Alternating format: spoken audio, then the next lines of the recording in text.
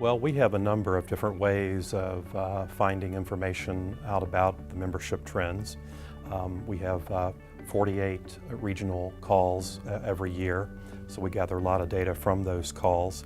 We hold 4 regional conferences each year. We have state reports during those conferences, so there's a lot of great data coming from those experiences as well.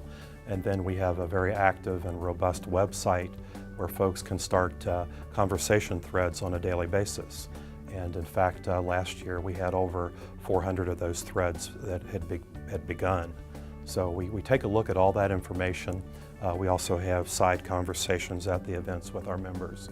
And what we're seeing right now from an operational perspective is, of course, security would be at the top of the list.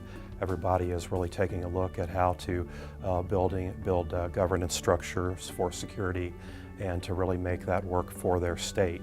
It's an issue that just isn't going to go away anytime soon, if ever. Also looking at mobility management, which has a relationship to the security angle. In an era of bring your own device, everybody wants to bring their phone to work, and that creates challenges for managing IT in state government. You have to be able to lock down those devices. You have to be able to remotely wipe those devices should they be stolen or lost. And you have to be able to do that in such a way that everybody feels comfortable still using their own device. We're also taking a look at some other issues too, related to budgets. Budgets are very tight in state government.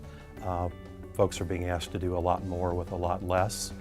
Be innovative, and that's an area that we're looking at very closely from an operational standpoint. Folks are trying to find ways to generate greater efficiencies there too. So those are 3 of the key issues that we're looking at today.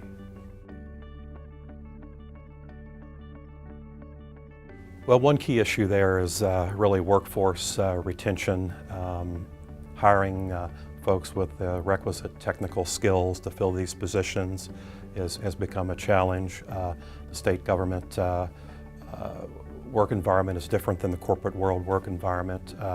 Compensation doesn't keep up with the corporate world compensation. So you've got to be very innovative in how you identify and onboard new talent there. As I mentioned before, the security area is one that will always be with us as an area that we have to watch and monitor very, very closely as well. And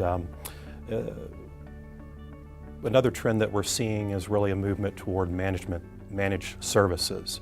Several states, including Georgia, Texas, Virginia, are really taking a look at kind of a new model or a new paradigm for bringing vendors on board to manage various aspects of the technology stack, and also bringing in other service providers to help in that management. Those are a couple of the other trends we're seeing today. Well, we've seen a lot more involvement in the past year from the C-level community. Our CTOs, COOs, CIOs are becoming more involved with the association. In fact, at some of our regional events, CIOs are presenting state reports now, a very welcomed event for us there. We're taking a look too at ways to increase our attendance at our events, and we've seen a nice increase in 2015.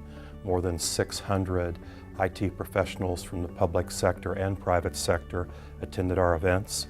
We're seeing an uptick in the number of discussion group conversations on a daily basis when we compare 2014 and 2015 figures, seeing a lot there too. So those are 3 of the things that we're seeing right today. Another thing that I'd like to mention is that we are working more with media outlets such as State Scoop, and working to find more innovative ways to improve our seminar experiences and our annual conference experiences. And we were very pleased this year to work with Jake and his team to moderate some of the sessions and really bring that to a higher level of conversation. So that has been another very positive development for us. Well, I think we really act as a convener at our live events, our discussions on our website, the telephone conversations that we hold on a monthly basis with our regions. We're basically bringing people together to talk about their problems and potential solutions. And we're doing it in such a way that we're not reinventing the wheel, so to speak. We're looking for new and innovative ideas that people can share among themselves. We think that makes a big difference.